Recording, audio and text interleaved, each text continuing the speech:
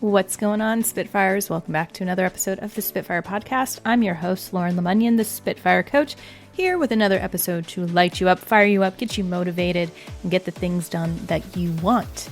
As a reminder, if you are not already subscribed, this is a great time to do it. We are on Apple Podcasts, Google Play, Spotify, or you can head on over to our website, spitfirecoach.com/episode, to catch up on the over 200 episodes that we have for you. They're short, sweet, to the point, and get you just what you needed. If one of them or many of them resonate with you, please leave a review. We would love to hear from you and pass it on to a friend that you think might get value from it. So let's get on to today's episode. Do you ever feel anxious? If you're a human being, chances are yes, you have felt anxiety creep up whenever a high-stakes situation has occurred. Maybe it's a meeting, maybe it was a presentation, maybe it was a hard conversation that you were just noodling on, it was keeping you up at night. But what if I told you that anxiety can actually help you? Well, that's exactly what showed up today in a session, and I wanted to share some tips, some lessons, some things that you can do to start making anxiety an advocate and ally for you. That's right, the things that are happening in your body can actually be signs and signals for you to focus on to help you moving forward. As a disclaimer, if you are someone who suffers from an anxiety disorder, if you feel completely debilitated by anxiety, this is not a replacement for professional help. You should absolutely seek out therapy, counseling, psychiatry, medication, if that's something that suits you better. This is not a replacement for that. This podcast is meant for very low-grade anxiety things that pop up. This is not something that's going to replace that. So please, if you are someone who suffers from an anxiety disorder or think you might, please go get professional help for that. So let's paint the picture. You are about to walk into a meeting. Maybe it's with someone who you haven't gotten along with in the past. It could be a boss, a manager, someone who has been snide or has talked down to you. And it's the night before, and you feel a tightening in your chest. Your brain starts to loop about all the things that could go wrong with the meeting that's coming up. And you start talking to yourself, telling yourself to get it together, that it's fine, everything's fine, just get over it. Yes, it's anxiety, but whatever, it's just anxiety. And before you know it, it's 2 a.m. and you're still awake, and you're now beating yourself up for not getting enough sleep. And you pull out your phone and you start getting on ChatGPT or Claude and asking for advice, and you're spiraling. You're stuck in the story loop of all the things that could go wrong. And the reality is, the anxiety is not what's keeping you up. It's the stuffing of the anxiety. It's the pushing back and saying, you're not a problem. I'm not dealing with you right now. It's fine. Everything's fine. It's our lack of addressing it that is the problem. Because here's the thing. Our bodies and our brains are amazing. They are like specimens of perfection, even though they break a lot. Now in my 40s, I'm realizing it. But the thing is, the mind-body connection is there to help us. So these feelings of ickiness, these feelings of tightness, these feelings of weight are there to tell us something. And it's not what we think it is. We hear messages like, stop, don't do this, it's gonna go wrong. But the reality is, if we can actually pull back, if we can step back, if we can go a higher level and get curious, we flip the coin from judgment to curiosity. And we can start asking, what is this? What are you trying to get me to pay attention to? What am I afraid of? What do I need? What don't I know? And what could this be? Now, we might not be able to move this forward to a positive outcome because honestly, I think that's too big of a jump and it creates more stress. But what we can do is start to be objective. We can start to be curious. And the way that we do that is to see the anxiety as its own entity. It's there as a system of warning signs. And when our body is keyed up, it's going to start looking for more and more and more risk because our body wants to keep us safe. And anything that is a change outside of it is a threat. Now, some people have a performance response to perceived threats. In psychological safety, we cover this. So when we have a performance response, we're going to thrive. We're going to have 15 ideas. We're going to be off to the races.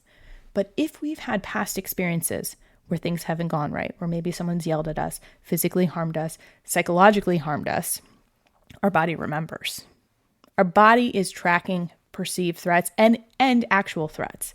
And perception doesn't matter. This is why when people are like, you shouldn't be scared, that's actually not true because your body is saying, we have a memory of this. We know something like this has happened before.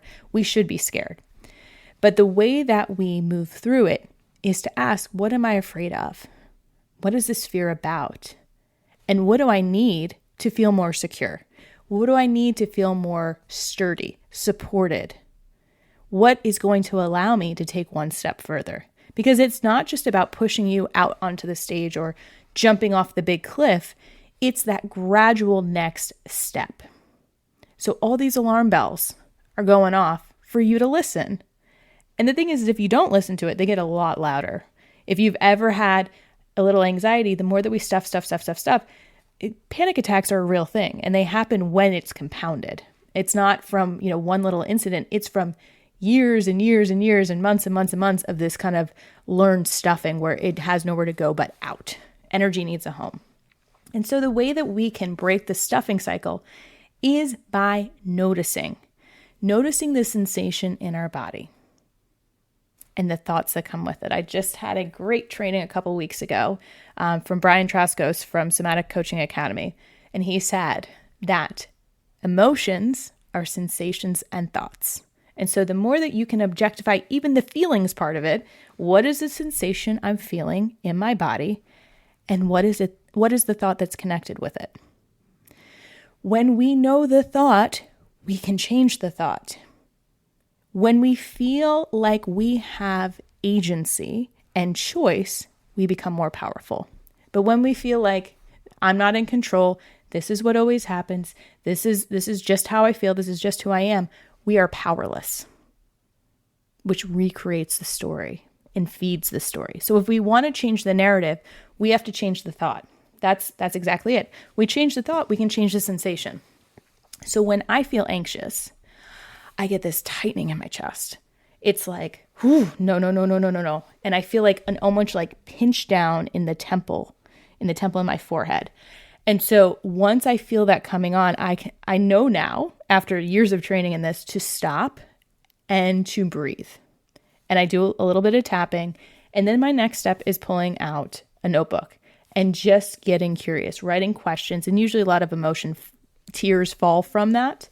But this sensation is telling me, pay attention, take care of yourself, honor this piece of you. And we can't always do that. We might be commuting. We might be, in a meeting. But we've got to let our body know, hey, I got you. I'm paying attention. I see you. And let's take care of this together. The more we ignore it, the more we're stuffing it down, the more that it's popping up in places we don't want it to be. So if you're waking up at 2 o'clock in the morning, or you're still awake at 2 o'clock in the morning, have that notebook next to you. If you are sleeping next to someone, quietly get up and go somewhere where you can just go and get your thoughts out. Because if it doesn't have a place to process, it's going to be stewing and telling and retelling in your head.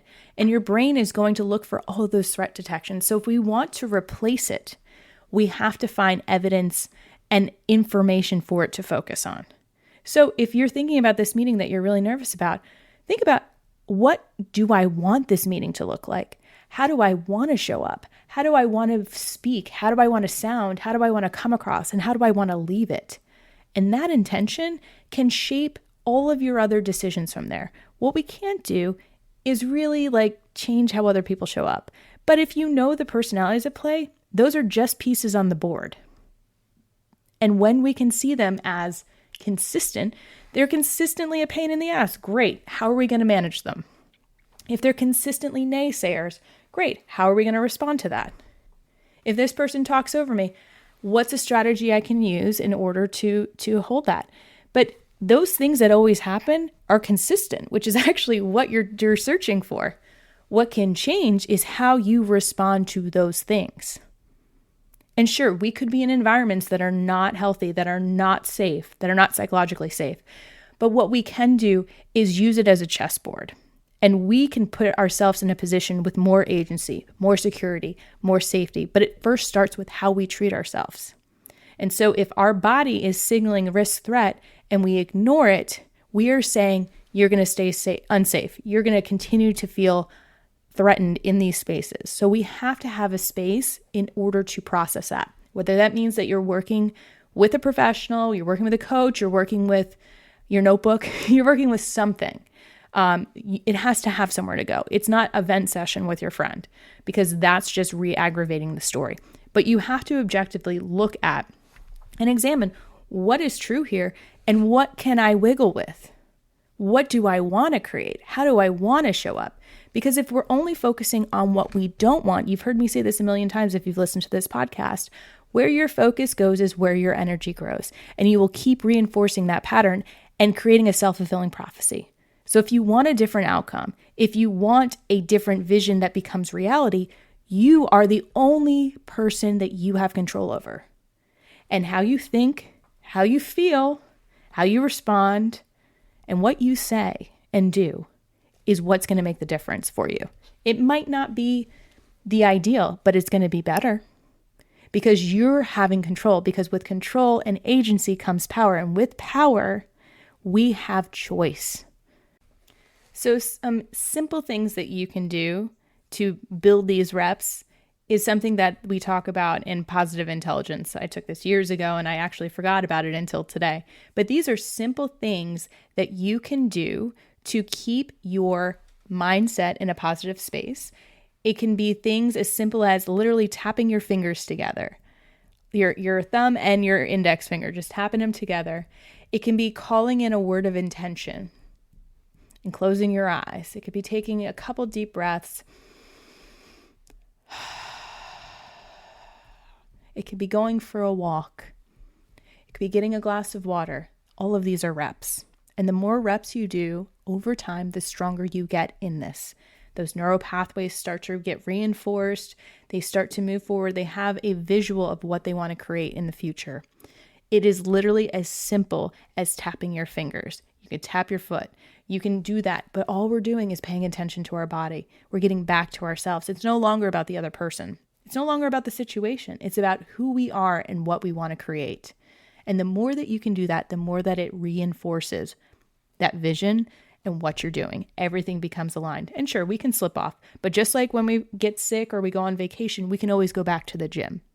It doesn't mean you've thrown away all your progress. Get back on it. Try it again.